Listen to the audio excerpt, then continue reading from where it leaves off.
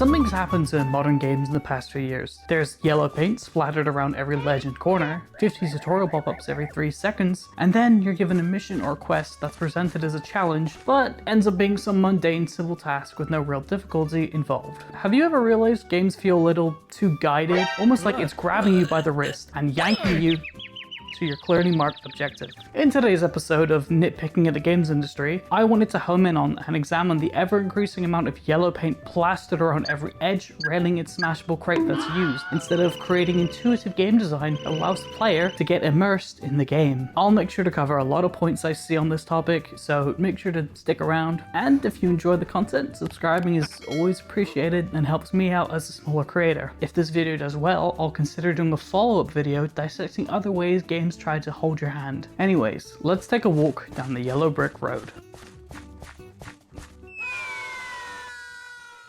The yellow paint phenomenon within the past decade or so, it has become something a lot of developers have adopted as a sort of crutch for their game design, so much so that yellow paint has basically become synonymous with hand-holding. Similar to theme parks and their use of go away green on bins and lampposts to hide them in plain sight so you'll focus on the attractions, yellow paint is used to direct your attention in certain places by using a high contrasting unnatural color, so the designer can then use this to point you to ledges you can climb, locks you can break, or even just lead you down the right path. The earliest recording I could find of yellow paint being used was the game Uncharted 2, using it in the same vein as the Resident Evil series, placing yellow tape around objects you can interact with or swing from. From then on, people started to notice it more and more in their games, like for example the Final Fantasy VII Remake. I remember when that tweet went off, Twitter was at least 5% more of a hellscape than it usually is. So that caused a whole online war on whether yellow paint should even be used, as some players were just getting sick of being babied around by the developer, whereas others felt like they needed the guidance in games like Elden Ring and Hollow Knight, as they just kept getting lost on what they needed to do and where their objective was. Where am I? Jarvis, pull up the Cuphead game reviewer footage, please. Yes. Curious. Now, Jarvis, could you also pull up the Polygon Doom 2016 gameplay?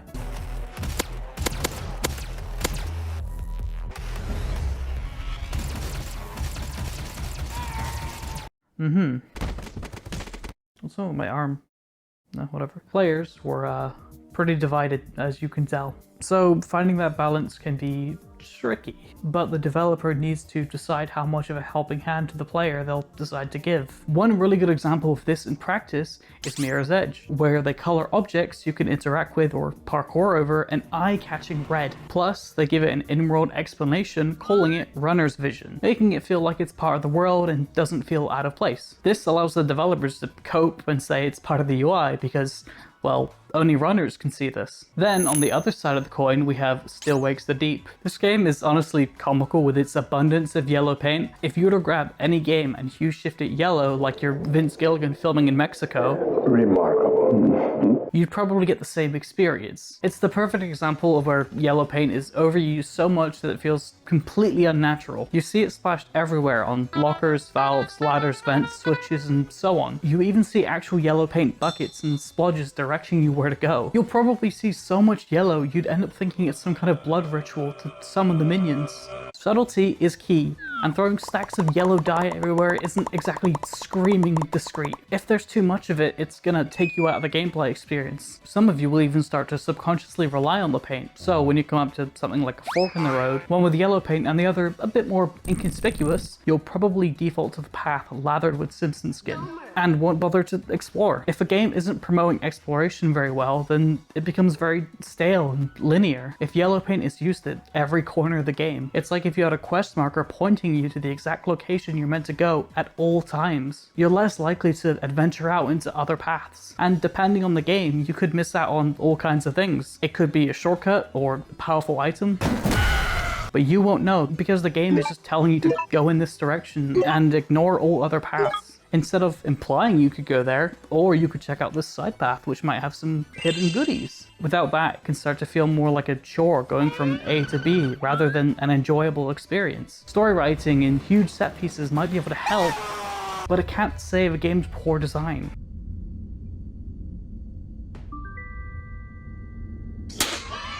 Unless it's a competitive multiplayer game, I guess, but they have their own set of hurdles for what kind of game design works. But back to literally every other game, developers don't need to rely on the obnoxiously bright yellow to attract your attention to the pre-programmed paths. Don't even ask. For years, we've been able to utilize good lighting and a more subtle use of colors to lead the player in the right direction, instead of just outright telling them. If you treat the player like someone as helpless as Claptrap, telling them where to go at all times, they'll never get that aha moment, resulting in the player never learning any independence. But if you insinuate a player should go in that direction by maybe putting a light there, they'll instinctively look there first, but because it's subtle, the player can still take the initiative and explore other paths. There is a silver lining though. The devs of Stoic the Deep seem to have been pretty self-aware and added an option when you start the game to reduce the amount of yellow paint seen across the game. And I think this is a really good addition. Going back to Mirror's Edge, both the original and Catalyst had the option to turn off runner's vision, allowing you to choose your own path. And I think more games should have this kind of option. Maybe not a direct, do you want more yellow paint, yes or no, but something like where easy mode gives you a bit more guidance and the harder difficulties give you less, more subtle, or even no help at all. Instead of doing what every other game does and turns the enemies into bullet sponges. I do also want to go on the record and say that in no way am I saying yellow paint completely breaks a game's immersion or experience. You'll have games like the Resident Evil series, specifically the remasters, utilizing yellow on ladders you can climb and breakable objects, but it's not really in your face about it either.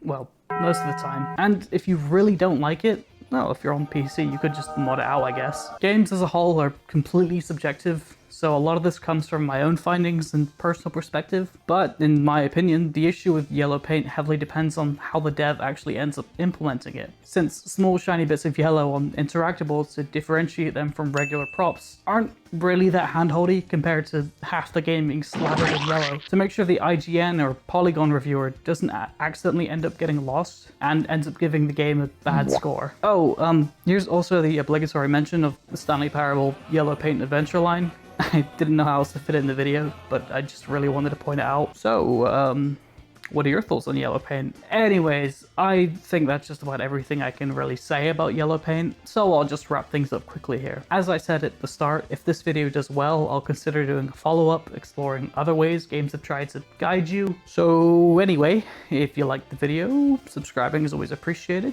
I also have a Discord. I'm not really sure how else to end this, so bye-bye!